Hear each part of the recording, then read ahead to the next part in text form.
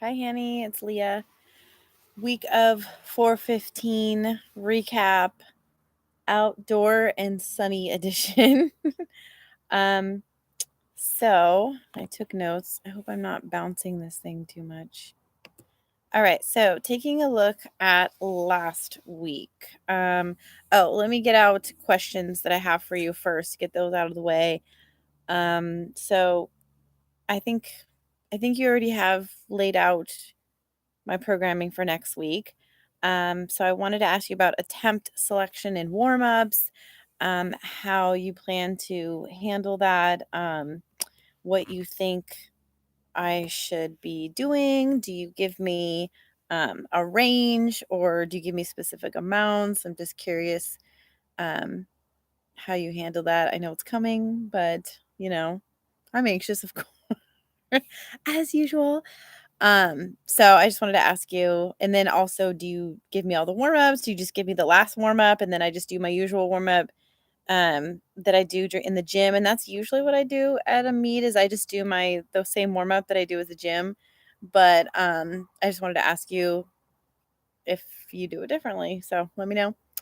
Um, and if there's any key things that you want me to remember on meet day in terms of lift execution based on my tendencies or my habits that you see uh, during my lifts and that you've seen in my videos.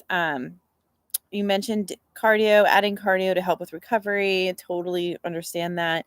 I wanted to know if I should be doing that on my rest days, on my 2 rest days, or if I should do it post training, like right after training, um, do some of it. And I can't remember if you said how much. If I'm supposed to do about 20 minutes or 15 minutes. And I'm assuming you mean like steady state, low impact cardio. I think you mentioned walking. I do have access to a rower, an assault bike, a spin bike, treadmill, all the typical type of cardio machines. Or I could just do walking. In the summertime, my cardio will be wakeboarding. Anyway, so looking at last week, let's see, the first day of heavy squats, heavy fives that I did that 240. Yeah, so I went over on the RPE. It was supposed to be 7.5. Ended up, felt like an 8.5. Depth was not there. And you know what? The day before those squats is the day I did squats or heavy deadlifts and squat and bench. It was while I was on vacation and I was trying to, catch up. So that may have had an impact on those squats, not having enough time to recover from heavy deadlifts because I did feel like my lower back, mid to lower back was um definitely fatiguing during the squats. It was not happy. In fact, I think I was supposed to do 3 back down sets at 10% less, 3 by 6. And so I did 2 sets at 215 and my back was just getting worse. And I think on the last set I backed it down to 205 just so I could finish strong. Yeah, it was definitely not happy with me. So I also think that's why my trap bar deads last week were pretty tough too. Like I really had to lower the weight to get through them and to stick with the RPE because again my erectors were just like blown. They were just blown up. They were just done. Um and so I think again still not recovered from squats. And that's ultimately why I did sumo deadlifts on Friday is I was warming up with both. I warmed up conventional and sumo. Um and sumo was just feeling better. My back was still kind of irritated. Um, yeah, so that's why I ended up doing sumo. And like I said, there was a little bit of glute pain after, like immediately after, and then a little bit that night. It was gone Saturday. Then I did my tempo squat Saturday, and then it came back Sunday, and it's kind of been lingering since then, just a mild little dull, crampy ache, for lack of better terms. So you're right. I probably should not have done sumo because the glute pain came back, and I thought it would just be, fleeting, would just be temporary, but it's kind of still hanging out there. So, I don't think my body's ready to go back to sumo yet.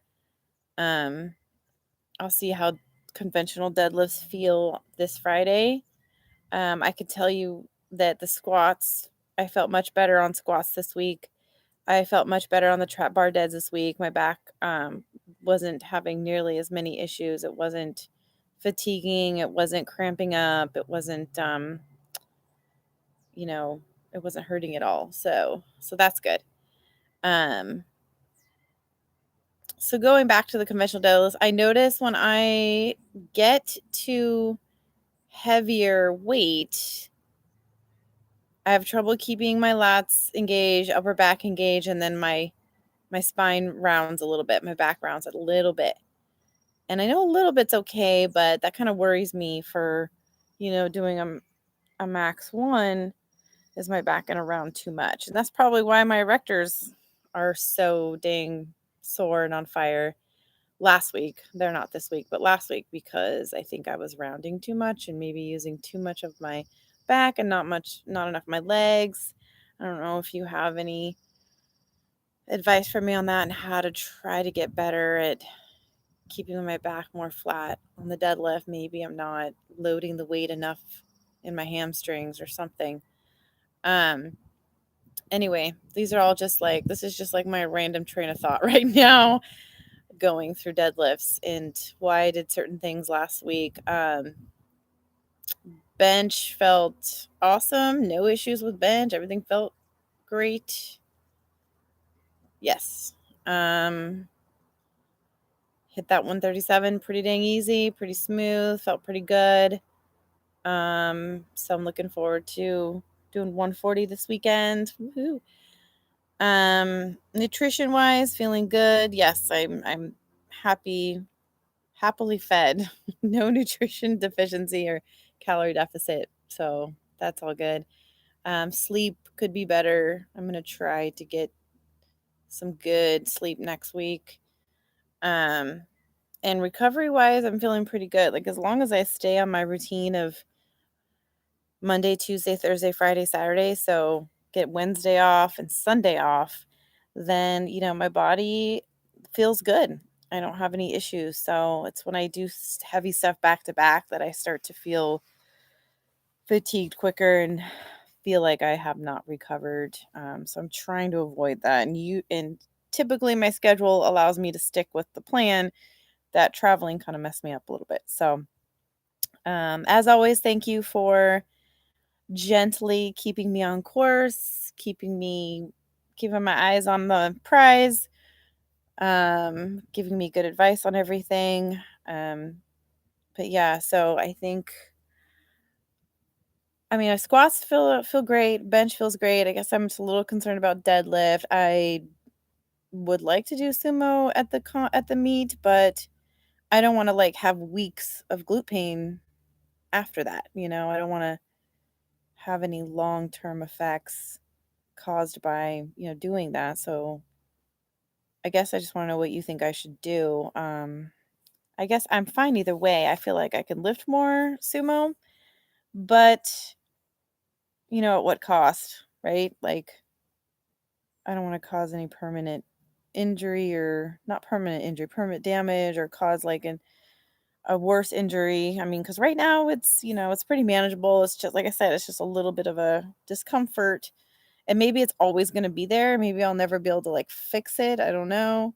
I went to the chiro today. He didn't really have an answer for me. He said the left side of my pelvis was out of alignment, so he fixed that, but he doesn't really know if that's because of the glute pain or if the hip caused the glute pain. Who knows? So anyway, I just can't decide what to do. I can't decide if I should do conventional or sumo, and it's a pretty trivial thing to obsess over. It doesn't really matter, I guess, in the end, but whatever advice you have, I will take. And I will stop rambling and let you look at my videos. And think that's all I have to say. Oops. Sorry, son. Okay, so I will talk to you later. Bye.